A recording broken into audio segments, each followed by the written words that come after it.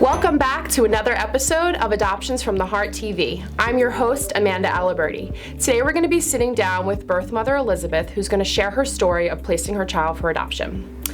So Elizabeth, thank you for taking the time to chat with us. Do you want to share a little bit about what made you decide to place your child for adoption?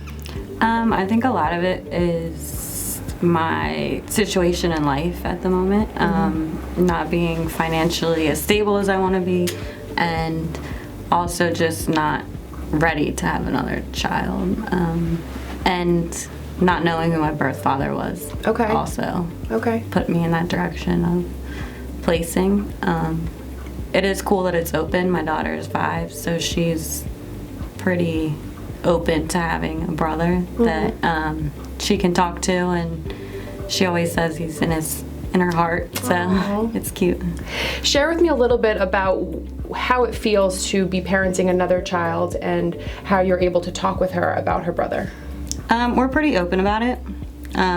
She didn't realize I was pregnant until we were at an ultrasound, and she looked up and she was like, what is that? And I'm like, well, that is a baby, and we're not gonna be living with him, but he's still gonna be your brother. Okay. She's never shown much emotion or sadness. She's kind of proud to be a big sister. Okay. So Okay. it's kind of cool. Yeah. Tell me a little bit about recently some of the decisions you've made about changing things in your life.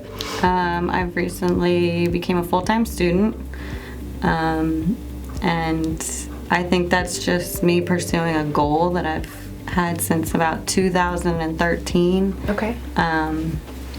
And with my daughter being in kindergarten, it was a good time to take the time while she's in school to do the same thing. Do you feel like some of the emotions you faced after placement pushed you in the direction of wanting to go back to school and, progress?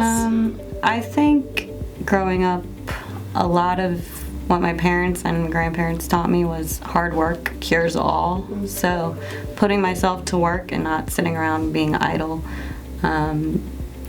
would be a growing experience regardless of whether I really wanted to do it or just kind of felt like I needed to keep myself busy, because I knew going back to work wasn't exactly what I wanted to do. I didn't want to just work like a dead-end job just to be working, and I knew I wanted a career change anyway. Okay. So I believed going to school was how I was gonna get there.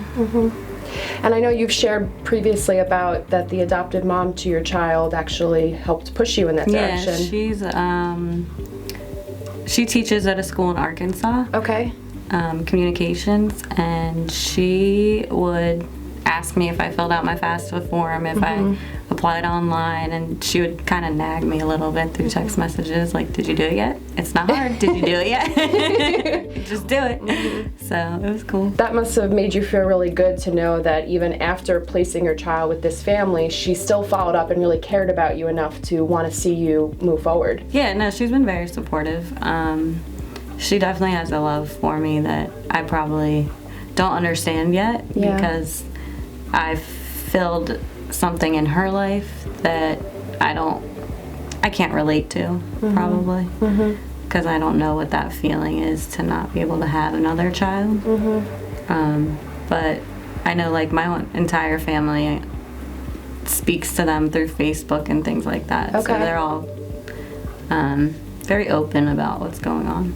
And I know you've been very patient with this process since you've placed your child. You are a little more reserved in kind of your connection and conversation about it. Do you feel like that's what's been helpful for you, as you're just taking it one day at a time? That's just how I am personally. Yeah. I've always been more reserved, and I deal with things on my own. Talking about it doesn't always help me. I think keeping busy and doing certain things for myself is what helps me heal. And then what advice do you have for other birth mothers who have placed their child for adoption and just feel stuck, like they don't know how to move forward, what direction to take to try to feel motivated to do more? What advice could you give them about being proactive the way that you have been? Well, I've noticed, like, some people do like to talk about it, and I've noticed some people are more emotional, and I think sometimes the emotions are what get in your way of moving forward. I don't know if it's just easier. I think you become timid after something emotionally traumatic happens, and I really believe just trying, even if you're uncomfortable. I mean, I know I'm sometimes uncomfortable. I'm 30 and I'm in school with like 18, 19, 20-year-old, and I don't feel old, but sometimes my life experience and their life experience makes what I'm learning and what they're learning probably very different. Yeah. But I think even reaching out maybe to a friend or family or someone that has that ability to push you in a different direction. I'm not the best at advice. I'm not really sure, but sometimes just doing something helps. Well, I think even though you may feel like you're not a super talkative person, you lead by example. And the fact that you took this step to go back to school and further your life is something you should be really proud of, and something I'm really excited that the other women in our group are able to see, and hopefully will make good decisions for themselves as well. So thank you for taking the time to share your story. Thank you.